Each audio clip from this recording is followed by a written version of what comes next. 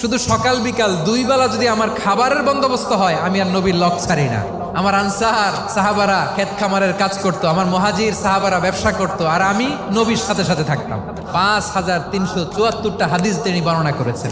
সবচেয়ে বেশি হাদিস বর্ণনাকারী সাহাবী আবু হুরায়রা রাদিয়াল্লাহু তাআলা আনহু। বিড়ালের বাবা কি করতেন? খালি হাদিস মুখস্থ করতেন। হাদিস প্রিজার্ভেশনের কাজে বিশ্বনবী ওনাকে কাজে লাগিয়েছেন। উনি একদিন বলেন, ইয়া রাসূলুল্লাহ আসমাউ মিনকা কাসীরান ফালা আহফাজু। নবী, অনেক কথা শুনি, আমার মনে থাকে না। বিষ্ণু বললেন, তাই তোমার চাদরটা বিছাও। আবু হুরায়রা বিছালেন। বিশ্বনবী হাত বুলায় দিলেন। এরপরে অনেক হাদিস বর্ণনা করলেন। আবু হুরায়রা বলে, তারপর থেকে বিশ্বনবী যাই বর্ণনা করে আমি শুনি আর একটাও বলি না। এখন সুবহানাল্লাহ। বিশ্বনবী ওনাকে নবীর এই যে লক্ষ হাদিস প্রিজার্ভেশনের এই দায়িত্ব দিয়েছেন সাইয়েদনা আবু হুরায়রা রাদিয়াল্লাহু তাআলা আনহুকে। আপনারা কি খেয়াল করেছেন কত বড় চৌকস ট্যালেন্ট হান্টার ছিল আমার নবী? এক একজনের এক এক ট্যালেন্ট, এক একজনকে এক এক দায়িত্ব দিয়েছেন, এক একজনের প্রতিভাকে এক একভাবে বিকশিত হওয়ার সুযোগ দিয়েছেন। আওয়াজ করে বলেন ঠিক কি না?